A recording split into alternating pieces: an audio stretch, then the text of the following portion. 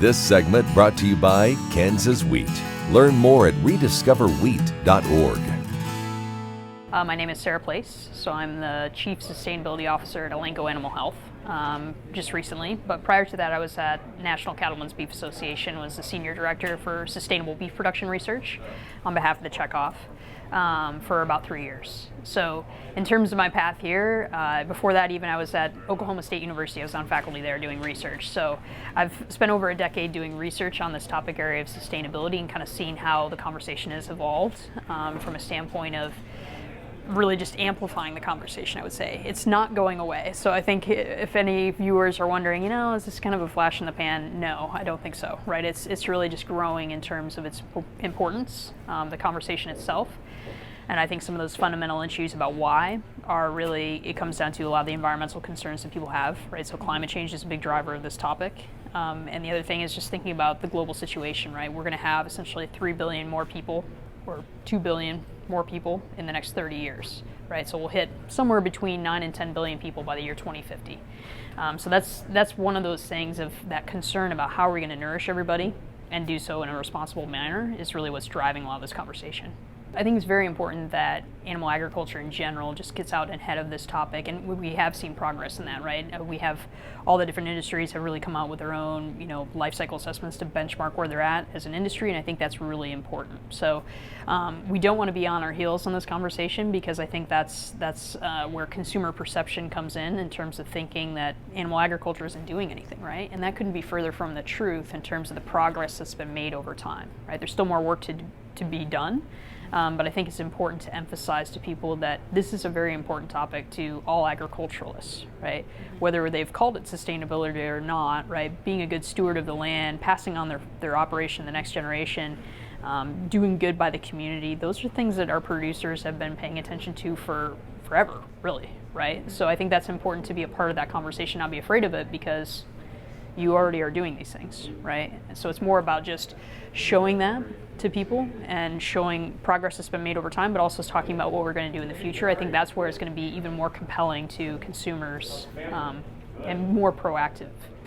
So I think the key thing, especially when we think about beef cattle producers, right, that's been the world I've been living in for the last few years, is one of the things I think people find compelling is just telling the story of how ruminants fit, right, in the whole food system. Just emphasizing to people that what cattle do is they upcycle protein, right? They take human inedible plants and they make a higher value product, not just from an eating experience perspective, but also from a human nutrition perspective, right? So I think that's one of those key messages of just emphasizing that to people, of saying, hey, you know what, I'm a cattle farmer, right? I'm a grass farmer, but really what I'm doing is taking solar energy and converting it into a nice food for you, right? Beef, right? And that's really important.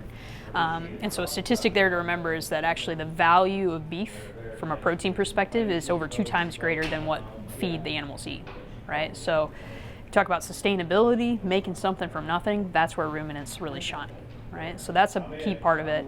And I think the other piece of that is just emphasizing to people, you know what, the land that we use mostly can't be used for anything else, right? All the grazing lands in the United States, that's most of the feed resources that produce beef in the US. That's a key thing for folks to take away, right? And that protein piece and that quality piece, I mean, that's true for poultry, that's true for pork, but there is a bit of an advantage there, if you will, for ruminants, right? Just they have that ability to use poor quality feedstuffs. I think the other thing to remember is just because there's so much attention to greenhouse gas emissions, is a key stat for beef is just 2% of US greenhouse gas emissions come from beef cattle in the United States, and that's according to the EPA. That's not an industry number, it's an EPA number. All animal ag is 4% of emissions in the United States. So we hear a lot of attention or a lot of media articles about it, right? But that is not the bulk of our emissions in the United States, right? And if you add all of agriculture and forestry together in the United States, all of our food and fiber production, it's a net carbon sink.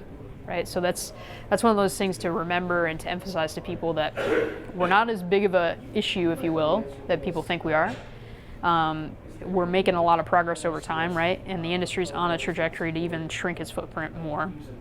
And I think that's where it's just highlighting that to people. And to your point about people want to hear from the agriculturalists, that's where you tie in everything that you're doing on your operation, right? Whether it's from your genetics to your repro program to your health program for your animals, whatever it may be, every little thing that you do contributes to that bigger overall progress that we've been making.